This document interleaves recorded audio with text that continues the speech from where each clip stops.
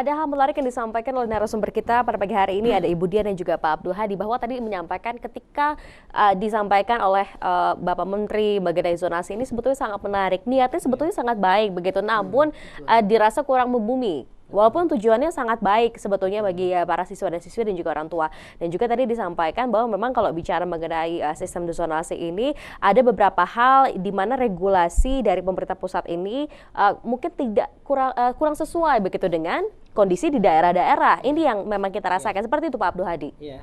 Jadi saya tambahin faktanya, pertama baru 34% yang diterima. Dari SMP yang lulus keterima di sekolah negeri, SMA baru 34%. Yang kedua adalah bahwa banyak blank spot, terlalu banyak blank spot di Jawa Barat. Jawa Barat ini luas, penduduknya padat, kecamatan 627, 220 sekolah, kecamatan belum ada SMA atau SMK negeri. Artinya, ya otomatis yang tinggal di kecamatan itu jauh dari mana-mana. Satu kecamatan itu bisa dikatakan dapat kutukan, tidak bisa sekolah negeri, gitu ya. Karena tidak ada sekolah negeri di dekat perumahannya, misalnya seperti itu ya. Ini faktor ketidaksiapan Jawa Barat. Yang ketiga adalah tadi psikologis. Berpuluh tahun sejak saya dulu SMP juga pinginnya SMA favorit gitu ya. Ini udah tertanam di masyarakat. Mau dihapus dalam satu kali sosialisasi 3 bulan untuk satu Indonesia berat gitu ya. Jadi tiga faktor ini sesungguhnya tantangan awal yang sudah ada di Jawa Barat gitu ya. Ini salah satu ketika ini berjalan maka semua jadi logis. Jadi pada ngantri, pada kemudian ricuh, pada saking pinginnya cari jalan ini, ada juga yang membisniskannya dan segala macam. Ini terjadi di lapangan.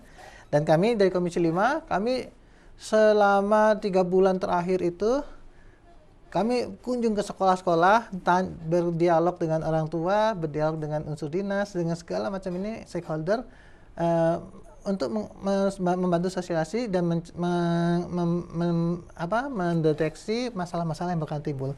Sudah kami sampaikan kepada dinas, masukan-masukannya, di antaranya adalah yang paling besar peluang terjadinya manipulasi gitu ya terkait data surat keterangan domisili, karena ada pasal yang mengizinkan yang mengatakan surat keterangan domisili ini statusnya lebih kuat dibanding kartu keluarga gitu ya, karena ini lebih faktual gitu ya.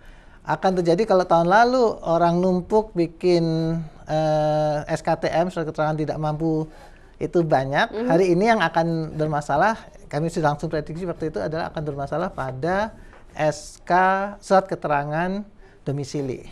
Dan ini di luar tangannya Disdik gitu ya. Disdik nggak mungkin ngurusin ada dinas-dinas terkait yang berwenang begitu di situ ya. Jadi ini.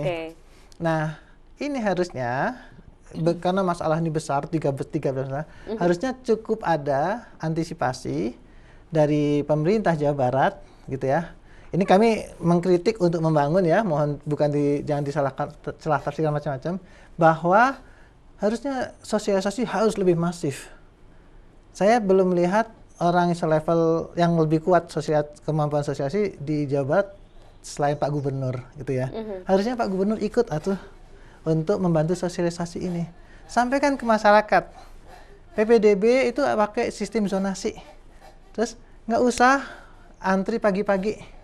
Terus jangan coba-coba bikin surat keterangan bodong. Karena yang ngomong Pak Gubernur, yang dengar lebih banyak publik itu. Akan lebih rapih lah gitu ya. Yang kami sayangkan justru di sebulan terakhir Pak Gubernur heboh urusan masjid, arsitektur masjid, urusan Singapura banjir atau enggak, kan lucu gitu ya. Gitu ya. Nah, ini yang harusnya ini jadi kalau dalam sistem itu sistem deteksi dini akan terjadi masalah itu di pemerintah Jawa Barat terkait PPDB tidak berjalan dengan baik. Buktinya Pak Gubernur tidak involve gitu ya. Yang kalau itu akan dilakukan sangat akan membantu para anak buah beliau yang jungkir balik hari ini mengatasi bagaimana PPDB ini terjadi. Oke, permasalahan PPDB ini karena bicara mengenai PPDB tentunya yang berkaitan erat dengan banyak sekali para siswa dan siswi yang ingin masuk sekolah ya Bu ya.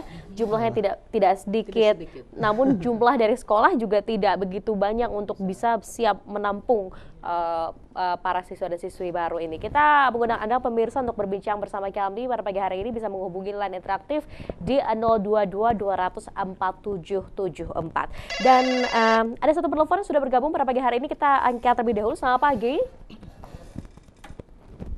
Selamat pagi. Selamat pagi, Neng. Pak An di Bandung. Baik, Pak An, selamat pagi. Silakan Bapak, ada yang ingin disampaikan? Ya, ini masih the right man on the right place, the right man on the right job. Jadi kalau gubernur banyak pekerjaan, itu diurus oleh pendidikan. Soal zonase, kalau orangnya jauh, sebenarnya di Banjaran, mau ke kota sekolah yang disebut sekolah ya istimewa lah.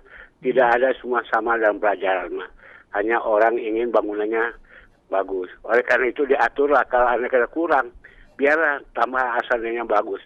Begitulah pendapat saya ya. Terima kasih. Baik, terima kasih Pak An yang sudah bergabung pada pagi hari ini melalui line interaktif di 022 200 4774. Kita masih akan terus membahas mengenai tema perbincangan pada pagi hari ini. Tetap bersama kami di News Jabar, kami akan segera kembali.